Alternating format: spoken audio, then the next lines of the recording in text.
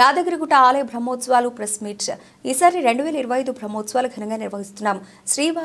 శ్రీ స్వామివారి వార్షిక బ్రహ్మోత్సవంలో మార్చి 1వ తేదీ నుండి 11వ తేదీ వరకు నిర్వహణ. భక్తులు స్థానికులు అందరూ ఈ ఉత్సవాల్లో పాల్గొనాలని కోరుతున్నాము. ఈ ఉత్సవాల సమయాల్లో భక్తులకు ప్రతిరోజు 2000 మందికి అన్నప్రసాద వితరణ, భక్తుల దాతల సహకారంతో కూడిన దినాల్లో అన్నప్రసాద వితరణ చేపట్టే విధంగా ఏర్పాట్లు చేపడుతున్నాము. 3,15,00,000 రూపాయలు లాస్ట్ ఇయర్ ఖర్చు, ఇప్పుడు అదే కొనసాగిస్తున్నాము. భక్తులందరూ స్వామివారి అన్నప్రసాదం స్వీకరించేలా ఏర్పాట్లు చేపడుతున్నాము. ప్రముఖులకు అందరికీ ఇప్పటికే ఆహ్వానాలు అందిస్తున్నాము.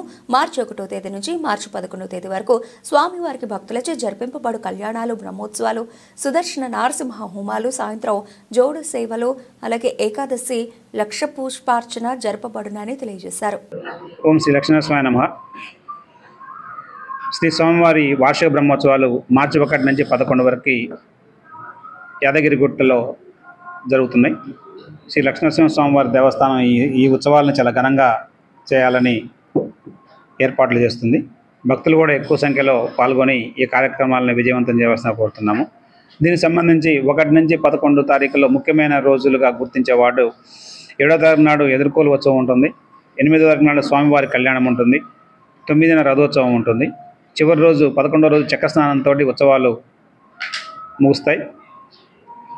ఈ 11 రోజుల్లో ఖచ్చితంగా యాగశాల బయట వేశాం, హోమం జరుగుతుంటుంది. హోమం తర్వాత 11వ రోజు దానిని హోమం కూడా పూర్తవుతుంది. ఇంతకుముందు ఈ హోమం కూడా బయట చేసేవాళ్ళం. హోమాన్ని ఇప్పుడు యాగశాలలో బయట తాత్కాలికంగా ఏర్పడిన యాగశాలలో చేస్తున్నాము. ఈ 11 రోజుల్లో 1 నుంచి 3 తేదీ వరకు మార్నింగ్ విశ్వక్సేన పూజ స్టార్ట్ అయ్యి అంకురార్పణతో స్టార్ట్ చేస్తాము.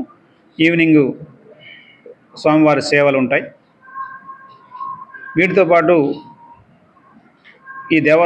ఈ దేవాలయ ప్రాశస్త్యాన్ని, ఈ దేవాలయ ఉన్నతిని చూసి మేము ఈసారి సాంస్కృతిక ఉత్సవాలు ఘనంగా నిర్వహించాలని దేవస్థానం ప్రభుత్వానికి తెలియపరిస్తే ప్రభుత్వం కూడా అనుమతించింది. దాన్ని దృష్టిలో పెట్టుకొని 1 నుంచి 3వ తారీఖు వరకు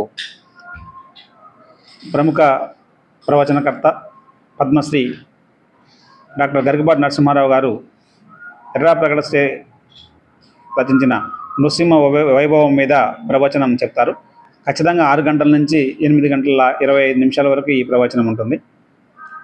4వ తారీఖు నాడు ప్రముఖ సంగీత దర్శకుడు మాధవపెద్ది సురేష్ గారిచే భక్తి సంగీత కాన్సర్ట్ ఉంటుంది. అది కూడా 2:30 గంటల కార్యక్రమం. 6 గంటల నుంచి 8:25 వరకు ఉంటుంది.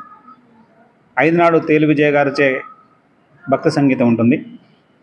6 నాడు ప్రముఖ వాగ్గేయకారులు అన్నమాచార్య ట్రస్ట్కి ఇంత గతంలో పనిచేసిన వారు, తిరుమల తిరుపతి దేవస్థానం ఆస్థాన విద్వాంసులు శ్రీ గరిమెళ్ళ బాలకృష్ణ ప్రసాద్ గారి సంగీత విభవరి ఉంటుంది. 7వ తారీఖు నాడు స్వామివారికి శోభరాజు గారిచే అన్నమాచార్య కీర్తనలు, త్యాగరాజ కీర్తనలు, భక్తి సంగీతం ఉంటుంది. 8 స్వామివారి కళ్యాణం ఉంటుంది కాబట్టి ఆ రోజు కార్యక్రమాలు ఉంటాయి. 9న ఎప్పుడు వస్తారు మన టెంపుల్కి రామాచార్య గారు లిటిల్ మ్యూజిషియన్స్ అని ఒక అకాడమీ, చాలా ఫేమస్. వాళ్ళ బాబు కానివ్వండి, వాళ్ళ పాప కానివ్వండి, వాళ్ళందరూ పెద్ద సింగర్స్, వారిచే మ్యూజికల్ కాన్సర్ట్ ఉంటుంది. ఈసారి బాగా పేరెన్నిక కళాకారులు, వాళ్ళని గౌరవించడంతో పాటు ఈ మధ్య 5 నుంచి 6 మధ్యలో స్థానిక కళాకారులకి మరియు 8:30 నుంచి 9:30 మధ్యలో స్థానిక కళాకారుల కంటే రాష్ట్రంలో అప్పుడప్పుడే వస్తున్న కళాకారులకు కూడా అవకాశం కల్పించడం జరిగింది వీళ్ళ మధ్యలో కూడా. సో కాబట్టి సంగీత కార్యక్రమాలు, ఈ ప్రవచనాలు ఇవన్నీ ఉంటాయి. వీటికి కూడా భక్తులు ఎక్కువ సంఖ్యలో హాజరు కావాలి. దాన్ని దృష్టిలో పెట్టుకొని దేవస్థానం ఒక ప్రతిపాదన ప్రభుత్వానికి పంపుతుంది. మళ్ళీ ఈ కొండెక్కాలంటే టోల్ సమస్య ఉంది. ఈ స్థానికులు ఎక్కువగా వస్తారు, వాళ్ళందరూ కూడా వెహికల్స్ మీద రావాలన్న ఇబ్బంది ఉంటుంది కాబట్టి మళ్ళీ పోయేటప్పుడు ఇబ్బంది ఉంటుందని సాయంత్రం 5 గంటల నుంచి 8:30 మధ్యలో వచ్చే వెహికల్స్కి, ఈ కార్యక్రమంలో పాల్గొనే ఏ వెహికల్ అయినా సరే వాటన్నిటి కూడా టోల్ మినహాయింపు ఇవ్వాలని ప్రభుత్వానికి పంపుతున్నాము. అది కూడా ప్రభుత్వం నుంచి అనుమతి లభిస్తుందని భావిస్తున్నాం ఖచ్చితంగా. ఎందుకంటే స్థానికులకి ఎక్కువ ఇవ్వాలి. మళ్ళీ 500 రూపాయలు టికెట్ పెట్టుకొని వచ్చి అది రోజు వస్తే 11 రోజులు 5,500 రూపాయలు ఖర్చు వస్తుంది దేవస్థానానికి.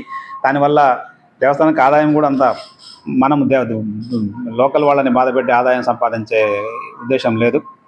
సో కాబట్టి ఈ కార్యక్రమాలు, ఈ బ్రహ్మోత్సవాలు ఉన్న రోజుల్లో ఈ 5 నుంచి 8:30 మధ్యలో కొంచెం గ్యాప్ ఇచ్చేసి టోల్ లేకుండా అందరినీ పంపించాలని అప్పుడు పార్కింగ్ సమస్య రాకుండా పార్కింగ్ను కూడా కంట్రోల్ చేస్తూ పోలీసులకి ఇచ్చేసాం.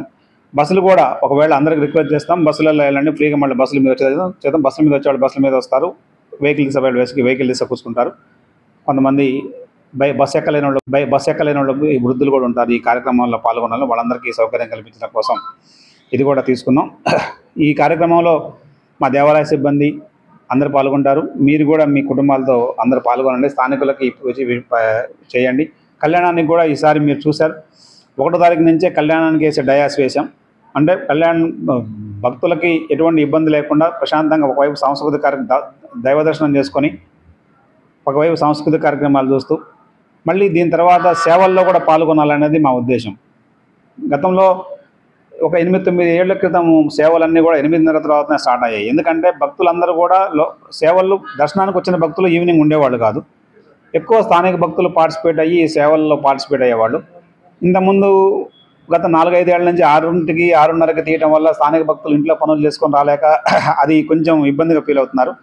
ఈ సాంస్కృతిక కార్యక్రమాలు, స్వామివారికి నైవేద్యం అన్నీ అయిన తర్వాత 8:30కి సేవ బయలుదేరి 10 వరకు ఈ సేవని కంటిన్యూ చేసి సేవలో స్వామివారికి ప్రదక్షిణ చేసి ఆ సేవ ప్రాముఖ్యాన్ని భక్తులందరికీ తెలియపరిచి భక్తులకు కూడా ఆ సేవలో పాల్గొనే అవకాశం కల్పించాలని దేవస్థానం భావించింది. ఈ ప్రతిపాదనను కూడా ప్రభుత్వానికి పంపి దీన్ని కూడా తీసుకుంటున్నాం. ఇది ముఖ్యంగా భక్తులు ఎక్కువ పార్టిసిపేషన్ కావాలనే ఉద్దేశంతో ఈ సేవలను చేస్తున్నాం. ఒకసారి ప్రవచనం అయిపోయిన తర్వాత దాదాపు ఒక 2-3 వేల మంది భక్తులు ఉంటే ఆ 2-3 వేల మంది కనీసం ఒక 1000 మంది అనే ఈ సేవ ఉద్దేశం ఏంటి, ఈ సేవ ఎందుకు కడుతున్నాం, గరుడ వాహనం ఎందుకు వాడుతున్నాం, హనుమంత వాహనం ఎందుకు వాడుతున్నాం, ఈ వాహనాలన్నీ వాడిన ఉద్దేశం ఏంటి అనేది తెలియాలి. అందరం చూస్తున్నాం కానీ ఈ వాహనాల ప్రాముఖ్యత తెలియదు. ఇవన్నీ తెలుసుకోవడం కోసం ఈ కార్యక్రమం చేపట్టడం జరిగింది. కాబట్టి ఈ బ్రహ్మోత్సవాలు ఎక్కువ సంఖ్యలో పాల్గొని భక్తులతో పాటు స్థానికులు అందరూ పాల్గొని విజయవంతం చేయవలసిందిగా కోరుతున్నాము. ఓం శ్రీ లక్ష్మీ నరసింహాయ నమః.